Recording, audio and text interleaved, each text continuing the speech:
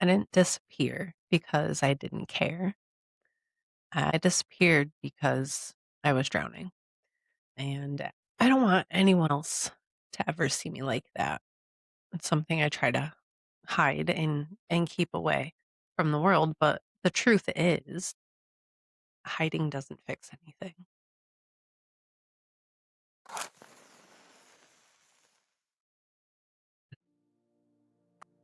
Hey, it's me. If you're new here, welcome. If you've been here for a while, you probably noticed I disappeared for a bit. And if you found me through someone else talking about me, you're welcome here too. You don't have to take anyone else's word for who I am. You can listen for yourself.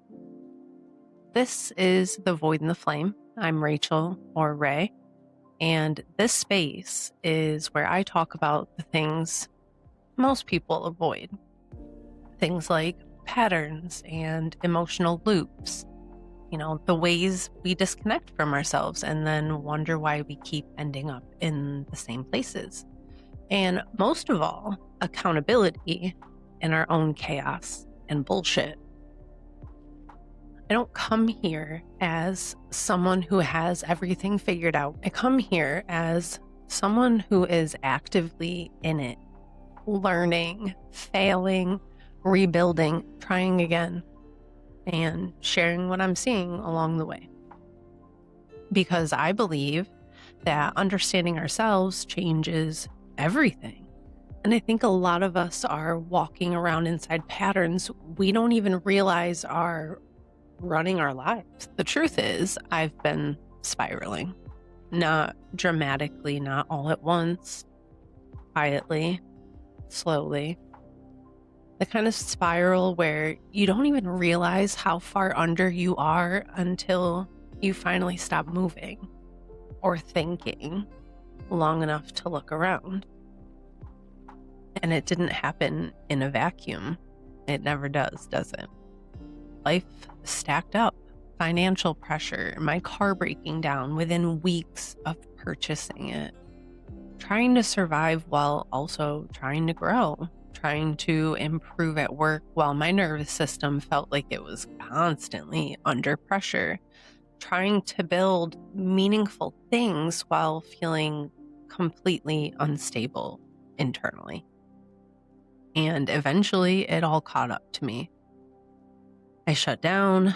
I got overwhelmed. I started avoiding things that I cared deeply about, and I started sabotaging things that I had worked really hard to build. And I think part of what pushed me even deeper into the spiral was realizing how much all of this actually mattered to me. The podcast, the book, the multiverse, the things I was trying so hard to create with intention and meaning. I had been working on an episode that carried a lot of emotional weight for me personally, and somewhere along the line, I think the pressure of wanting to do it justice completely just overwhelmed me. Because once something becomes deeply meaningful, failure stops feeling abstract. It becomes really personal. And instead of slowing down and working through that honestly, I shut down. I disappeared. I avoided the things that mattered most to me because suddenly they mattered too much. And honestly, that realization still kind of blows my mind a little bit because I don't think I fully understood how serious the shutdown had become until I looked around one day and realized I had stopped doing almost everything that made me feel alive. I don't know if you caught in that last part where I had mentioned a book. Yeah, I wrote a book. I wrote a whole freaking book. And then almost completely disappeared from the things I loved in a matter of days. The podcast stopped, the momentum stopped, the creativity stopped, I stopped. Full stop. And my cat's probably going to claw to get out in a second. See? 1 minute. Okay, I'm back. As I was saying before I was so cutely interrupted, the next thing I knew, almost 3 months had passed. The book still sat unfinished. It still does. Still does. We're getting there, though. Anyways, it's not published. And, there I was trying to claw my way back out again, while my brain was actively trying to convince me to just give up and go back to the life that I've always known. Because that's the thing about patterns. Even painful ones become familiar. And I don't think that we fully realize sometimes the level of destruction that we participate inside our own lives. Not because everything is our fault, but because when overwhelm, fear, shame, exhaustion, trauma, avoidance, and survival patterns all collide together, we can unknowingly become active participants in our own stagnation. And I think that's what I've been watching happen everywhere lately.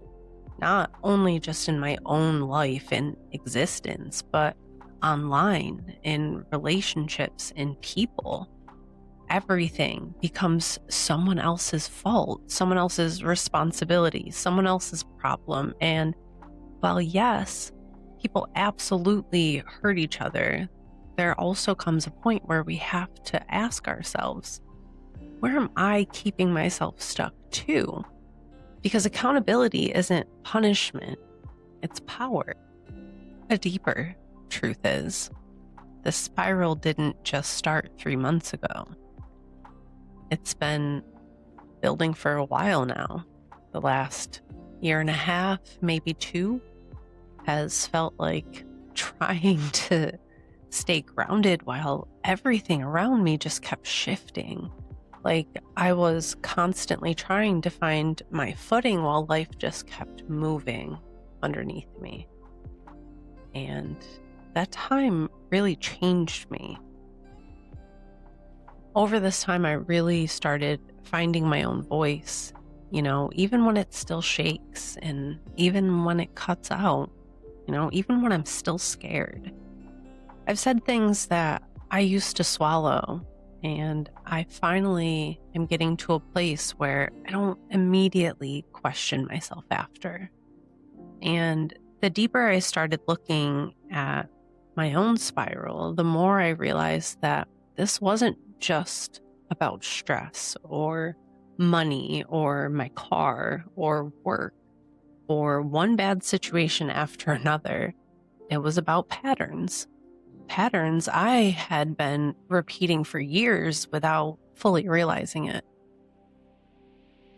Because when I really stopped long enough to look honestly, I noticed something.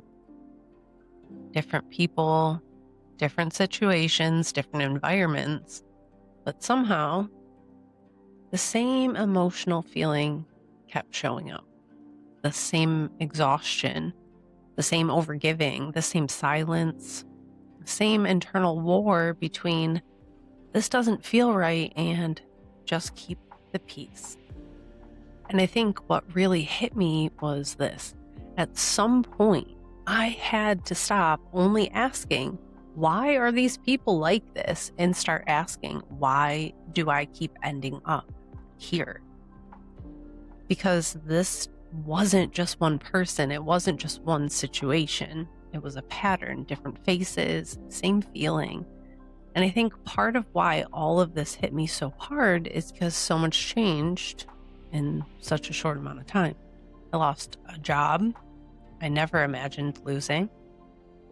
I went through a relationship that forced me to confront dynamics I had spent years trying to minimize or explain away.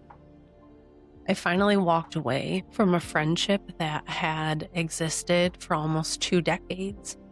And in doing so, had to come face to face with the reality that some things I kept calling normal were never actually healthy to begin with. And underneath all of that, I am still trying to survive inside an environment that no longer feels emotionally safe for me and for my kids. Trying to hold everything together while quietly realizing more and more each day that I really need my life to change. Not eventually, not someday, actually change. And that's the uncomfortable part about patterns. Eventually, you stop only looking at the people around you and you start looking at the role that you've been playing inside those dynamics too. And this is the part I have to own, not because I caused everything around me, but because I can finally see where I abandoned myself inside of it. There were moments where I could have spoken up, moments where I could have said, this isn't okay, moments where I could have protected myself, my peace, my kids, but it didn't. And not because I was weak, but because I was surviving, trying to keep the peace, trying to avoid fallout, trying to not make things worse. And what I didn't realize was every time I've stayed quiet to protect the situation, I was continuing to disconnect from myself. And the wild part is, a lot of this happened even while I knew better, even while I was becoming more aware, even while I could clearly see other people's patterns and even my own. Because awareness alone doesn't automatically stop the cycle. Sometimes you still trip. Sometimes you still spiral. Sometimes you still fall back into familiar survival responses. Even when part of you is screaming, you already know where this leads. And I think that's important to say out loud because healing isn't this clean, graceful, perfectly enlightened process people sometimes try to make it look like. Sometimes healing looks like seeing the pattern, falling into it anyways, and choosing to pull yourself back out faster than you used to. There's a quote that I've always loved, or at least this is my version of it. It's okay to have a breakdown. It is not, however, okay to unpack and stay there. And I think that's where I've been lately. Not unpacking permanently, but realizing I had started setting up furniture in places that I was never meant to live in emotionally.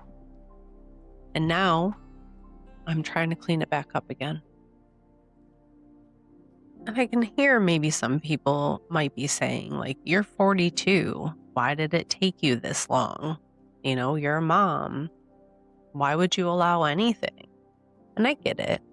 It's easy to say what you would do when you're not the one inside the situation, because when your nervous system has been shaped a certain way, when conflict has repeatedly come with consequences, when speaking up hasn't always felt safe, it's not always as simple as just say something. Sometimes you freeze, sometimes you stay quiet. Sometimes you survive the only way that you know how. And survival doesn't always look strong from the outside, but it is. I spent most of my life calling myself a peacekeeper, a people pleaser, the bigger person. But if I'm being completely honest, a lot of that was just fear. Fear of confrontation, fear of disappointing people, fear of someone being angry with me, fear of creating waves, or fear of making things worse. So I became the person who stayed quiet, the person who adapted, that person that just tried to smooth everything over before it could explode. And people absolutely benefited from that version of me for a very long time, because when you're the quiet one, the accommodating one, the one who keeps giving people the benefit of the doubt, people start assuming that you'll continue tolerating things you never should have in the first place. And somewhere along the line, I learned that it felt safer to silence myself than risk what might happen if I fully spoke. When you deal with a lot of volatile personalities, sometimes silence is your best option. And I think that's why some of the waves in my life feel louder now. Because when people benefit from your silence, your growth feels like betrayal to them. The version of me that stayed quiet or overexplained, absorbed everything, and tolerated things that hurt is not coming back. And when people realize they can no longer access that version of you, sometimes they react. Sometimes they get louder, more petty, more provoking, because they're trying to pull you back into a dynamic that no longer works. But I'm starting to understand something really clearly, because the peacekeeper doesn't prevent war. It just delays it.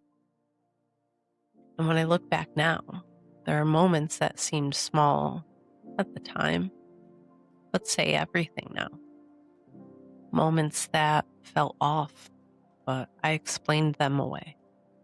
Moments where something simple became distorted into something else entirely, where responsibility wasn't taken, it was redirected, where explanations didn't quite match reality, but unfortunately, I accepted them anyways.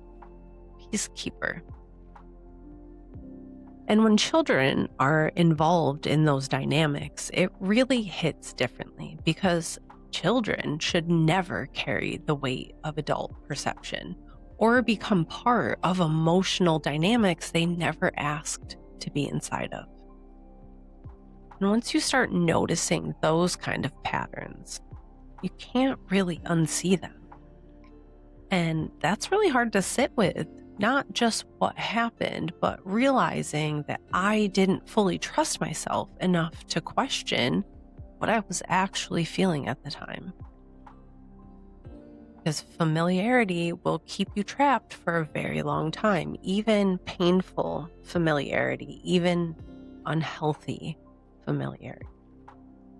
Because familiar pain still feels safer to the nervous system than unfamiliar change. That's why so many people struggle with change. And this path, it's lonely. I know people say that all the time, but you don't really understand it until your relationships start changing with you. Because I've realized something recently that's been really hard to sit with. Like some of my relationships were built around a version of me that overgave constantly.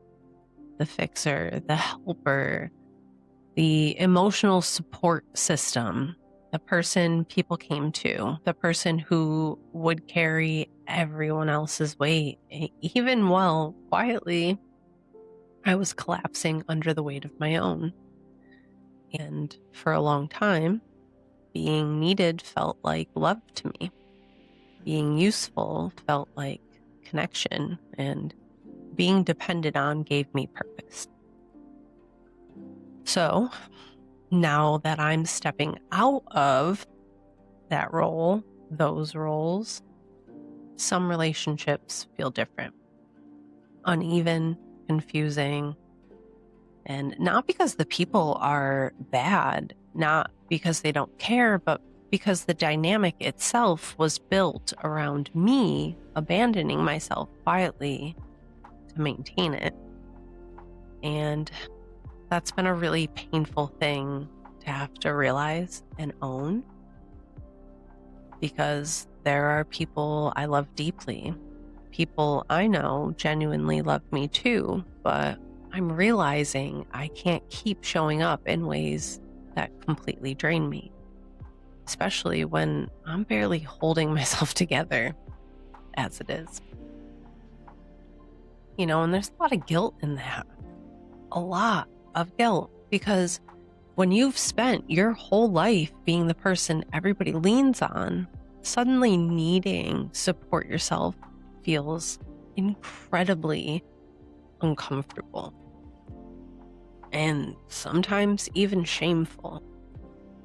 And I've caught myself getting resentful in moments like that and other moments, not because someone intentionally hurt me, but because I started realizing how emotionally alone I actually felt inside certain relationships. And that's hard to admit out loud, because some people love you the best way that they know how, and it still may not be what you actually need anymore.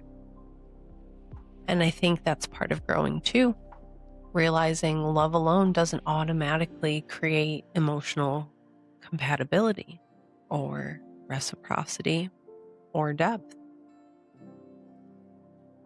And then I've caught myself swinging too far in the other direction too, pulling away, avoiding, shutting down, convincing myself I don't need anyone at all, which is definitely not true, because I don't fully know yet how to maintain connections without disappearing inside other people's needs. It is something that I am still learning a little more every day.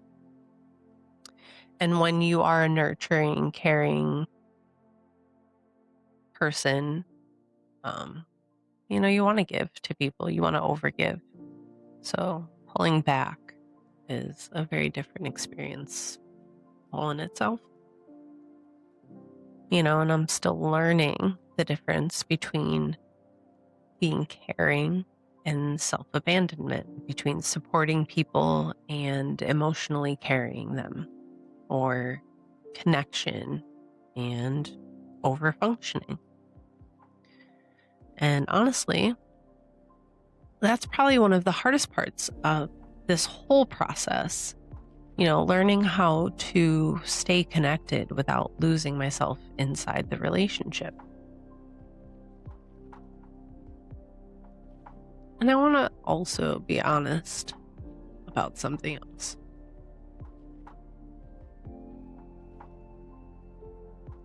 There's a part of me that's been showing up lately that I don't love. That part I mentioned earlier, that's mean. She's sharp. She's reactive. She's not very nice sometimes. And I've heard her come out recently, especially with the people that I feel safest with, and it doesn't really feel good. Granted, I'm not directing this mean girl at anyone. I am letting her blow off steam in a safe space where it's not going to hurt anybody. But I understand where she came from. She's the part of me that got tired of staying quiet. The part that finally learned how to fight back after years of silence. But when you go from silence to finally having a voice, it doesn't always come out clean at first. Sometimes it comes out sideways, sometimes sharp, sometimes in moments where it definitely doesn't belong.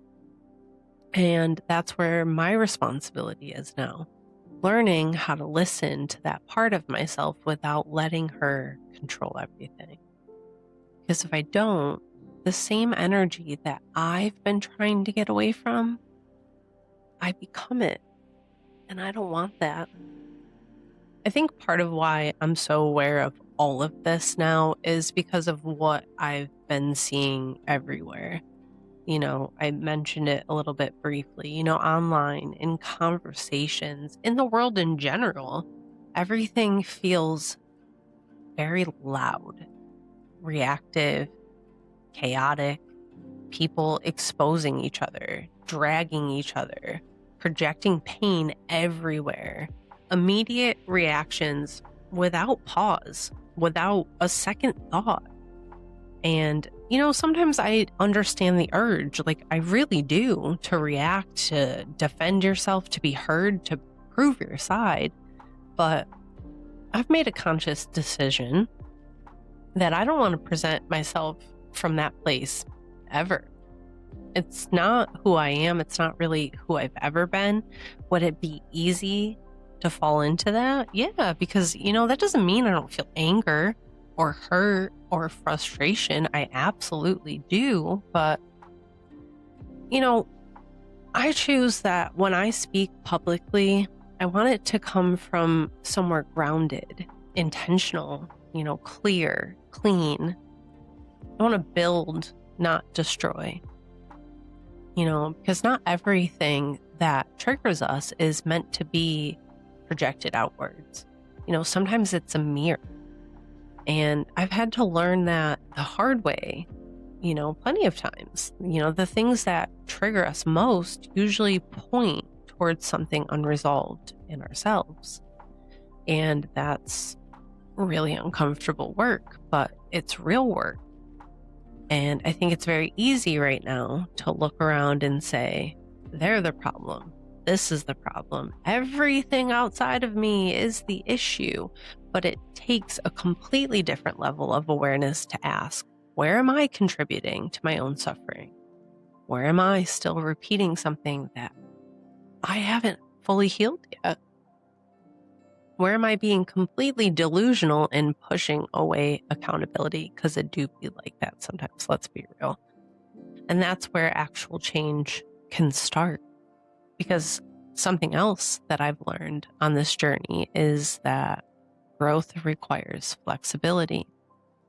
And honestly, I think that's a pretty hard thing for human beings. We get attached to our perspectives, our pain, our stories, our identities, the way that we think things happened, or the way we think people are, or the way we think we are. And sometimes we grip onto those things so tightly because changing our perspective feels kind of like losing a piece of ourselves. But I've definitely realized lately that real growth requires the willingness to loosen your grip sometimes. To pause long enough to ask, what if I don't fully understand this yet? What if there's more here that I still can't see? Because I'm not always going to get everything right. Like, I'll be the first person to own up when I make a mistake. There are going to be moments where I believe something fully and later realize I didn't have all the information, or I might have misunderstood something, or maybe I reacted from pain instead of clarity, or maybe I simply just couldn't see clearly yet. And weirdly enough, I'm becoming more okay with admitting that. Not less, because I care more about truth than I care about protecting my ego. And I think that's something that we're losing a little bit right now as people, the ability to evolve publicly, the ability to say, you know what? I was wrong. I learned something. I see this differently now. I didn't fully understand before. Because somewhere along the line, people started treating change like hypocrisy instead of evidence of growth. But changing your mind when presented with deeper awareness is not weakness. It's wisdom. And I think some of the loudest most reactive people are often the ones fighting the hardest to avoid looking at themselves honestly. Because if they stop reacting long enough to really look inward, they might have to confront something uncomfortable. And I get that too, because self-awareness can hurt. Growth can hurt. Ego death can hurt.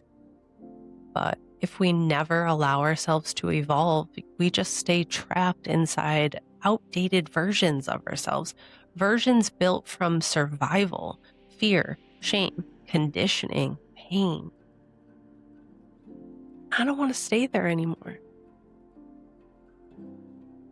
There's a line that has been coming to mind a lot lately, and it goes something like, all the world is a stage, ... And the more I step back and observe, the more I realize how many people are just performing strength, happiness, certainty, healing, victimhood, confidence, morality. Trying to control perception, to manage image, to shape narratives before anyone else can. Trying to avoid being seen too clearly. And social media has amplified that in ways I don't think we fully understand yet. Because now, people don't just live their lives, they brand them, they curate them, they edit them, they filter them, they package them, they turn them into identities. And somewhere inside of all of that noise, I think a lot of people are slowly losing touch with who they actually are underneath their performance. And the truth is, I've done it too.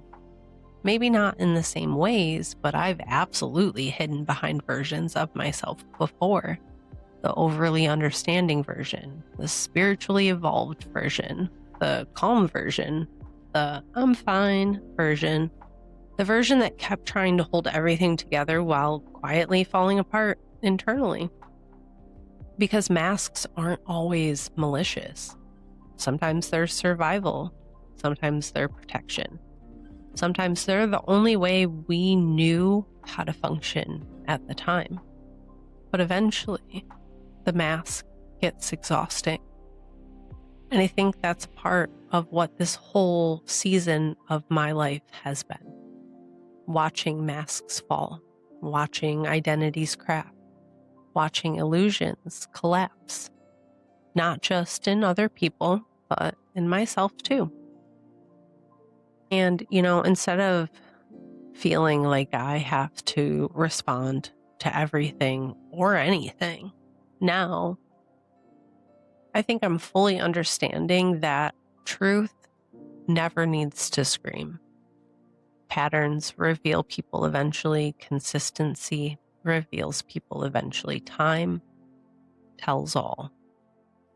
And I would rather spend my energy becoming more honest than becoming more performative.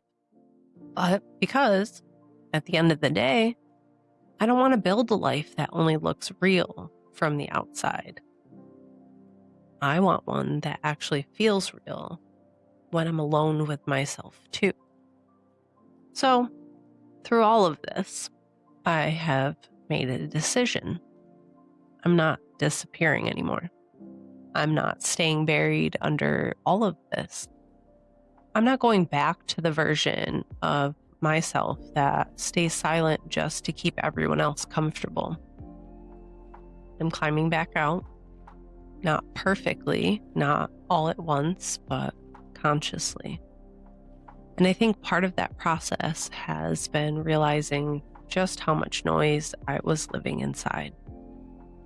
Other people's opinions, other people's chaos, other people's projections, the constant pressure to react, to explain myself, defend myself, to prove who I am. And when you live inside that kind of noise long enough, you slowly lose the ability to hear yourself clearly. Sometimes for years, sometimes your entire life. But when you finally start stepping back from it, when you stop feeding every distraction, every emotional fire, every external demand pulling at your nervous system, something strange starts to happen. You can hear yourself again, maybe even for the first time. Your actual feelings, your intuition, your boundaries, your needs, your truth. Not the version shaped by fear or shaped by survival, and definitely not the version built around keeping everyone else comfortable. The real one, the real you. And that's what I'm finally trying to return to myself. I think that's what this whole podcast has been about. A slow, documented return to myself, showing anyone that it is possible, that we are all human and we all make mistakes, we all backslide, we all have breakdowns, but we don't have to ever unpack and live there.